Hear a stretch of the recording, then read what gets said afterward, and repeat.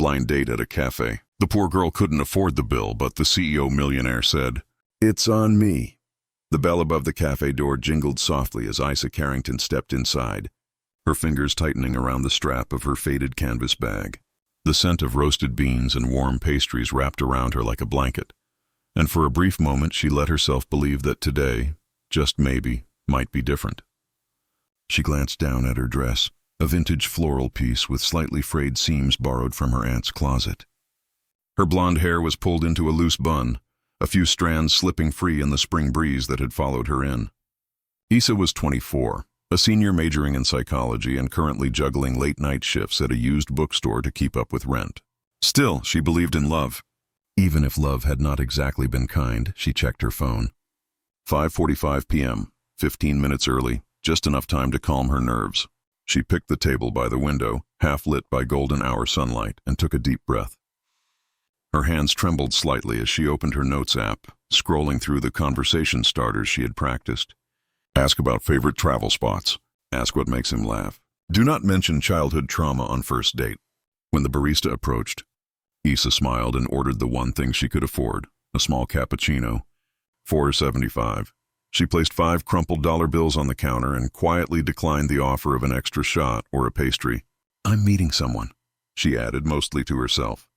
At the table behind hers, a man in a tailored gray sweater and clean sneakers stirred his espresso slowly, his mind clearly elsewhere. Caleb Montgomery, 32, was a name most people knew, especially in the tech and wellness world, founder and CEO of a mental health app that had gone viral. He was lauded for his empathy-driven leadership. But what the world did not see was a man who had spent the last 4 months in silence trying to recover from 73 consecutive sleepless nights. A panic attack in his own boardroom and the crushing realization that helping millions of people meant very little when you could not help yourself. He was supposed to be in another meeting, but something had told him to stop, to sit, to breathe. That something now wore a floral dress and sat 2 feet in front of him, repeatedly checking her phone with a nervous glance at the door. 20 minutes passed, then 30. Caleb noticed the way she smoothed the creases on her dress, how she reached for her cappuccino but hardly drank it. Her eyes wide, hopeful, and growing dimmer by the minute, never left the entrance. At minute 40, she checked her phone one last time. A single message blinked back at her. "Did you really think I'd show up? You look desperate even in your profile." She did not cry, not visibly, but her whole frame stiffened, shoulders curling inwards. She blinked hard as if forcing the tears to retreat to wherever heartbreak went when it had no room to show itself. The server came over, smiling politely. "Are you ready for your check, miss?" Isa opened her bag. Coins clinked softly as she searched. Her cheeks flushed. All she had left was a crumpled 5 and a handful of change. The total on the bill glared at her. $6.20. Caleb stood before he realized he had moved. "Excuse me," he said, stepping forward. He handed his card to the server. "It's on me." Isa turned, startled. Their eyes met for the first time.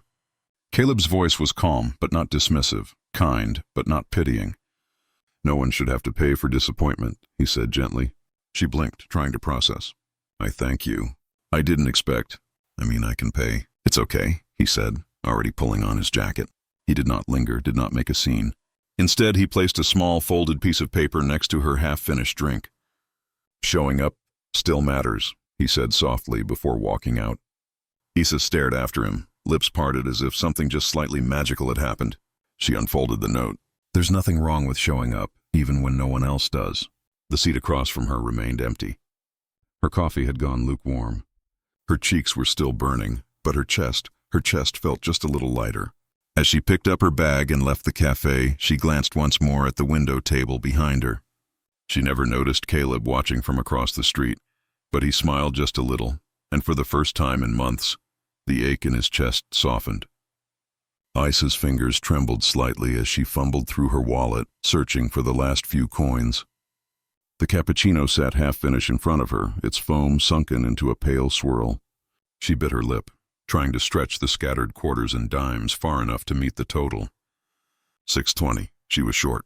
Her heart sank. The night had gone from hopeful to humiliating. She hated that she'd let herself believe in something just this once, only to be proven wrong again. Just as she was about to ask if she could Venmo the remainder, the server returned with a calm, almost knowing smile. "No worries, ma'am," he said gently. Your bill's covered. Issa blinked. I didn't. The server gave a small nod toward the corner of the cafe. Turning, she spotted the man from earlier, tall, quiet, already slipping on his coat. He stepped forward slightly to meet her eyes. It's on me, he said, his voice low but certain. No one should have to pay for disappointment. Her lips parted. She wasn't sure if she should protest or say thank you, but something about the way he said it without pity or pride made the words stick in her throat. You didn't have to, I know. He didn't sit down. He didn't wait for thanks. Instead, he reached into his coat pocket, pulled out a small folded piece of paper, and placed it gently beside her cup. Then, without another word, he turned and walked out into the fading dusk. Issa stared after him, heart thudding. The cafe buzzed with quiet conversation again, but her table felt still, wrapped in something unspoken. She picked up the note and unfolded it carefully. There's nothing wrong with showing up, even when no one else does. The words were handwritten in neat, steady strokes. No name, no number, just one sentence pressed into paper like it meant something. She read it again and again. Her throat tightened. She had no name for what she was feeling. Shame, gratitude, and something deeper. The sense that someone had truly seen her. Not for her dress, not for the awkward silence she had sat in for nearly an hour, but for her effort, her presence. Someone had noticed she showed up, and that meant something. She folded the note carefully and tucked it into her bag like it was breakable. Then she stood, brushed down her skirt, and stepped out into the golden blur of the streetlights. She didn't look back, but she carried something with her now. A quiet, unfamiliar warmth, not quite hope, but close. Down the block, Caleb Montgomery exhaled into the night air, cool and sharp against his skin. He hadn't meant to get involved, but when he saw the way her shoulders curled inward, the way her voice caught when she said, I can pay, the way she tried to smile like it didn't matter, he couldn't stay seated. She reminded him of a version of himself he hadn't seen in a long time. Someone who showed up even when no one else did. Someone who believed despite everything. He didn't expect to see her again, but he hoped she would remember that someone saw her, and that might be enough to change everything. A week had passed since the blind date that ended in disappointment and an unexpected act of kindness. Ella Carrington once again found herself inside the little cafe near the university library. The chalkboard menu still bore half-erased quotes and coffee specials, and the refill was still only $1. She took her usual spot by the window next to the only working outlet where the draft kept her alert. Her cardigan, a soft cream knit with a tear at the cuff, clung to her as she cracked open her psychology textbook and tried to focus. The low hum of espresso machines, the scent of ground beans, and soft conversation filled the air. But Issa was tired. Her shift at the flower shop had left her drained, and she found herself rereading the same paragraph over and over. Across the room, Caleb Montgomery looked up from his tablet. He had not expected to see her again. Not the girl with the steady eyes and quiet resolve from last week. Same girl, same cardigan, same unmistakable calm. He watched her brush a strand of hair behind her ear, sip her coffee like it was the only warmth she had. There was weight in her posture, but not surrender. And before he could stop himself, he stood. Approaching with his coffee, he tapped gently on her table. Still waiting on someone, Issa jumped slightly, looked up, and smiled. No, just waiting on Wi-Fi to like me back. Caleb chuckled, slipping into the seat across from her. You again, she said. Guilty. But this time I brought my own coffee. They started light midterms weather. A bouquet returned because a guy sent pays instead of roses. Issa admitted to drying her shoes with a hairdryer. 3 days straight. Caleb found himself laughing. Really laughing for the first time in a long while. Then quietly he said, I once went 73 nights without sleeping properly. Issa blinked. Just kept working. Thought more hours meant more control. She set her cup down, tilted her head. That sounds like a nervous breakdown. Dressed in a nice suit. There was a beat. And then Caleb laughed loud and unfiltered. She had not said it to mock him. She had said it because it was true. And in that moment, something softened. No awe, no flattery, just honesty, gentle but piercing. She wasn't afraid of him. She wasn't impressed by his title. She was just present. Midway through their coffee, a small boy, maybe 9, walked by the cafe window holding a tray of cookies. He stepped toward the door, but a barista caught him and politely ushered him away. Isla stood, walked to the boy, bought a box, and tucked an extra $2 into his palm. He blinked up at her. She just smiled. When she returned, Caleb asked, You always tip people who don't even work here? She shrugged. Sometimes people work harder outside than inside. Later, an elderly woman wandered in, confused by the digital menu. Issa rose again, no hesitation. She guided her through the screen, helped her order, and led her to a window seat. 2 minutes. That was all it took, but the cafe quieted slightly as if her kindness pulled the air into something softer. Caleb watched, not with admiration, but recognition. She did not act to be noticed. She acted because someone needed something and she could help. That was enough. "You're not what I expected," he said when she returned. "Neither was the guy who ordered my dinner without asking," Ela replied with a small smile.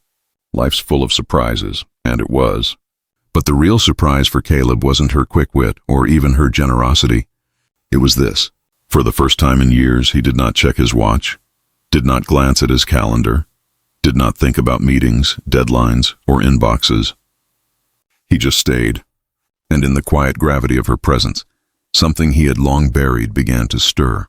Not infatuation, not distraction, something deeper, something almost like peace. The event was held in a sleek downtown space. Soft jazz humming through speakers and trays of hors d'oeuvres floating between clusters of developers, investors, and polished professionals. Caleb's company was unveiling a new version of their mental wellness app tailored for college students under pressure. He had personally invited Issa, telling her, "You've got a better instinct for what real people need than most of my marketing team." Issa arrived right on time, wearing her go-to floral dress. Vintage, a little faded but clean and pressed. Over it, she wore a canvas tote with her university's crest and a small student volunteer badge. She had declined, and her roommates' offer to lend something more formal. This was who she was. Inside, everyone else looked effortlessly curated. Issa didn't blend in, but she didn't try to. Instead of gravitating toward the wine table or investor clusters, she made her way to the demo station where interns explained features to curious guests. Issa leaned in, asked questions about accessibility for students with learning differences, and gave quiet but thoughtful feedback on interface clarity and language tone. Her voice was soft, but her suggestions were practical and grounded in user experience. A well-dressed woman nearby, likely in her 40s and holding a glass of rosé, turned toward Ela with a smile too sharp to be friendly. "You must be the CEO's girlfriend," she said, her tone light but condescending. "That thrift store chic thing is really brave."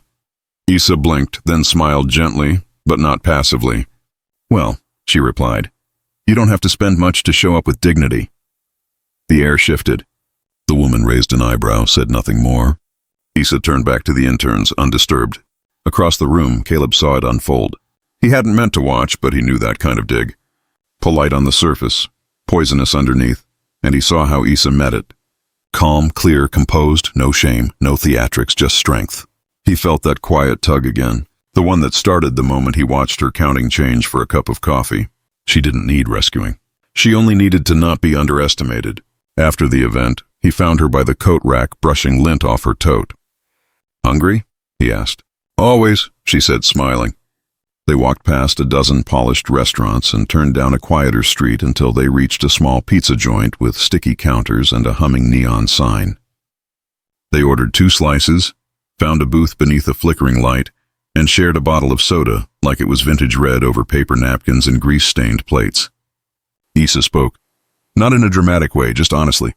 "My mom worked 3 jobs when I was in high school. Janitor, cafeteria worker, and nighttime receptionist. Sometimes she'd fall asleep standing while waiting on laundry." Caleb listened, elbows on the formica table, eyes steady. She'd say, "We can't choose what we're handed, but we can choose how we hold it." On hard days, she'd light a dollar store candle at dinner and call it fancy. Caleb smiled, not with pity, but with something like reverence. "She sounds like someone I would have liked." "She'd have liked you," Issa said, then added, "though she'd probably have grilled you first." Caleb chuckled. "That seems fair." They walked home under a flickering streetlight, their steps unhurried, no declarations, no hands held yet, just 2 people sharing quiet space, letting something grow. And somewhere between a $5 dinner and the soft echo of worn shoes on pavement, Caleb knew Isla wasn't just someone he admired. She was someone he didn't want to walk away from. The first time Isla stepped into Caleb's office, she was visibly nervous. The building was sleek and intimidating with polished concrete floors and white oak walls. Everyone walked fast, dressed in smart casual confidence. Ela in her soft blue cardigan and canvas shoes felt like a misplaced bookmark in a hardcover world. But Caleb greeted her at the elevator himself. No assistant, no clipboard, just him, smiling in a way that made her shoulders lower half an inch. He showed her around, introducing her to the product team as a perspective we need, not just want. Isla offered insights on the app's navigation features, suggesting tweaks for first-time users and those unfamiliar with digital wellness tools. She spoke simply but precisely. No jargon, just empathy backed by experience. The team listened. Caleb noticed. From then on, she started visiting the office once a week to consult on usability. Their conversations gradually bled into lunch breaks, shared sandwiches on the rooftop terrace, where Issa would tease Caleb for never remembering to bring napkins. He started forwarding her articles at midnight, usually things she had already read, but she replied anyway, often with a meme or a line from Rumi. She became a soft part of his days, a good part. He never told her how much those emails meant or how he reread them when he could not sleep. One Tuesday afternoon, Issa came by earlier than expected. She had picked up a printed wireframe of the app interface from the design team and thought it might help to walk Caleb through it before his executive meeting. She knocked gently. No response. The door was ajar. She peeked in. Caleb sat at the far end of the room, shoulders hunched, eyes closed. His breathing was sharp, uneven. One hand clutched the edge of the table. His phone screen was on, vibrating silently with back-to-back messages. The untouched coffee beside him had gone cold. Issa froze for a second, then stepped inside. She did not speak right away. She didn't ask if he was okay. Instead, she gently set the papers down, walked over, and placed a hand warm, light on his shoulder. "Breathe in," she said softly. 4 counts. He didn't move. Out for 7. His chest rose. Fell again and again. She stayed still. Her presence a steady anchor in a room spinning too fast. No judgment, no pity, just presence. Caleb's breathing began to even out. He opened his eyes slowly, blinking as if surfacing from deep water. "You always show up early," he managed to whisper. She smiled. "Only on Tuesdays." There was a silence after that, but it was not awkward. It was soft, like the silence of two people who knew they had just crossed into something unspoken. He leaned back in his chair, ran a hand through his hair, still a little shaky. "Sorry," he said. "Don't be." She replied, "It happens, not to CEOs." "It does," she said. "You just don't hear about it because most CEOs don't let anyone see." He looked at her. Truly looked. "You didn't flinch." He said, "I did," she confessed. "But not because of you. Because I've been there too." That moment, brief, quiet, was not dramatic. But for Caleb, it was everything. No one in his world, not even his closest partners, had ever seen him like that, and stayed. Issa did not just stay. She studied. That evening, when she left, he walked her to the elevator. Before the doors closed, he asked almost without thinking, "Will you be back next Tuesday?" She nodded. Same time with napkins. He laughed. Not the polite kind, the kind that made his chest feel a little lighter. That night, alone in his office, he opened his laptop. There was an email from her already. Subject line, reminder, "You're still human." Inside was a quote, "Courage doesn't always roar. Sometimes it's the quiet voice at the end of the day saying, 'I'll try again tomorrow.'" Caleb read it twice, then whispered to the empty room, "Thank you." He wasn't just smiling, he was breathing. The offer came 2 weeks later. Isla was sitting by the window at the bookstore where she still worked part-time when she received the email from Caleb's company. It was an invitation, an official offer to join the product development team for the mental health app she had helped improve during her visits. The position wasn't flashy. The title wasn't impressive, but it was real. Still, Issa hesitated. She reread the email 3 times. The job description sounded like a dream, and yet her chest tightened with uncertainty. She didn't have a degree yet. She wasn't from the world Caleb came from, of polished resumes and networking brunches. What if she wasn't good enough? She drafted a polite rejection, fingers trembling over the keyboard until another email came in. This time from Caleb himself. Subject, about the seat at the table. "You don't need to prove yourself. You just need to stay yourself. We already see what you bring. It's more than enough." She stared at the screen for a full minute. Then she clicked reply and typed just 2 words, "I'm in."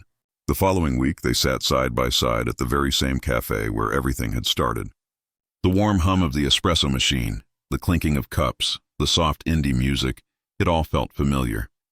Yet now, the table between them held 2 laptops and half-eaten pastries instead of silence and hesitation. They weren't on a date. They weren't pretending to be anything. They were just together. Issa was reviewing user feedback notes, scrolling through comments from college students who had used the app during a pilot run. She flagged a few that mentioned technical jargon, then leaned over to Caleb's screen. "See, this one says the self-assessment questions felt too clinical. Maybe we could rephrase them. Make it feel more like a conversation than a diagnosis." Caleb looked at her, then the screen, then back at her. "You're right again." She shrugged. "People want to feel understood, not labeled." Caleb smiled, but Issa's attention had already shifted. Her eyes caught something on the corkboard near the cafe counter.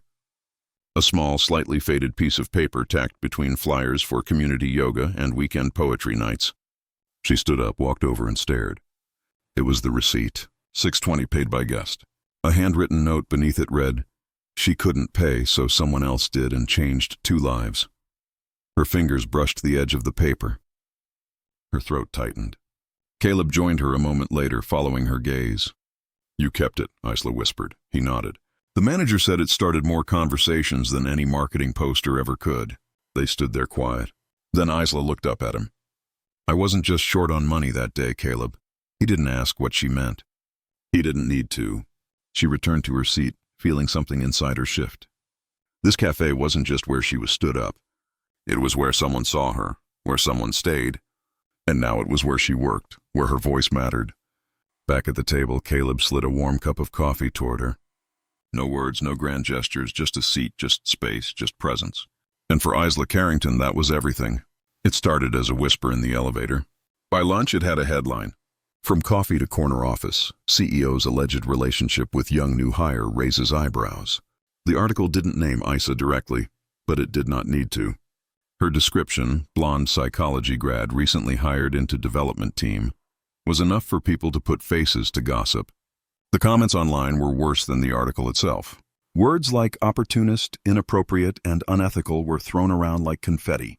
No one mentioned her contributions to the product, her late nights fixing bugs in beta, her user insight reports that turned into action plans.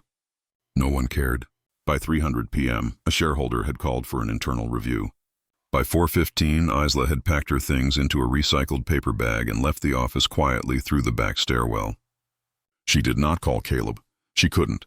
Her heart felt like it had been split into halves. One still defending him from the sidelines. The other breaking under the weight of what she now believed was inevitable. She had ruined the one good thing that had happened to her. That night she sat by her window, staring into the dark city. Rain tapped against the glass like it had something urgent to say. She didn't cry. She didn't even flinch. There was only silence and a resignation deeper than fear. And then a knock at the door, firm, familiar. She opened it slowly. Caleb stood there, hair soaked, shirt clinging to his skin, water dripping from his sleeves. In one hand, a folded copy of the article already soggy. In the other, nothing. Not a briefcase, not an umbrella, just himself. Issa's breath caught in her throat. He didn't speak right away. The storm behind him made the hallway feel like a movie set. Too dramatic to be real. But his eyes, those steady steel blue eyes, were raw and clear. "You didn't cost me anything," he said, finally holding up the paper. "You reminded me what matters." Issa shook her head, her voice barely a whisper. "You could lose everything. Your board, your investors. They'll still be there," he interrupted gently. "But if you're not, I won't be." She looked away. Her hands trembled. "I never wanted to be the reason you got pulled into anything messy," she said. "I never wanted to matter that much." Caleb stepped closer, too late. There was a pause, a breath suspended in the storm. Then, for the first time, he reached for her hand. His fingers were cold, damp from the rain, but they wrapped around hers with a kind of finality, a kind of truth. "I've spent most of my life building walls," he said softly. "And you showed up with a cup of coffee and somehow walked through all of them." Issa laughed, half a sob, half disbelief. "You're ridiculous," she whispered. And yet he smiled. "You're still standing here." She looked down at their hands. He was still wet, still ridiculous. Still him. And for once, she stopped running. "Okay," she said. "Just that. Okay, I'm not walking away." Caleb's shoulders dropped as if he'd been holding up the sky. He stepped inside, dripping puddles on her hardwood floor, and closed the door behind him. They stood there for a while, two soaked souls who had both tried too long to carry their lives alone. Finally, Issa spoke again, her voice steadier. "Just so you know, I didn't fall for you because you paid for my coffee." "I know," he replied. "But I think I fell for you the moment you tipped a kid selling cookies in the rain." A pause. "Also," he added with a grin, "your Wi-Fi jokes are wildly underrated." She nudged him playfully, then leaned in, forehead resting against his chest. She could feel his heart beating fast but sure. He wrapped his arms around her. Not as a savior, not as a CEO, just a man who had finally stopped hiding, and a girl who finally knew what it meant to stay. 1 year later, Ela stood beneath soft stage lights in a simple white dress and beige flats. No sparkle, no spectacle, just presence. She looked out at the audience. Students, therapists, donors, professors, all gathered for the 1-year gala of the Second Cup, the nonprofit she now ran, dedicated to providing free mental health care to struggling college students. The name had been her idea, a tribute to the day a stranger bought her coffee and quietly changed the entire course of her life. Caleb sat in the front row, not as the CEO on the brochure or the keynote speaker, but as the man who never left, even when staying was the harder thing to do. Issa stepped up to the microphone, her voice steady but soft. 1 year ago, she began. I couldn't afford a cup of coffee or a kind word, but someone saw me, not for what I lacked, but for what I carried. This place, this mission. It all began with a bill I could not pay and a man who quietly said, "It's on me." The room fell into reverent silence, the kind that holds space for something sacred. Eyes welled with tears. Some smiled knowingly, remembering that exact feeling of being seen for the first time. She did not mention his name. She didn't need to. When the applause came, it was thunderous, real, raw, earned. Issa stepped off the stage as cameras flashed, as hands reached out for congratulatory shakes. But her eyes scanned for one face only, and there he was, standing just off to the side in a navy blue suit, his expression unreadable except to her. He wasn't holding flowers.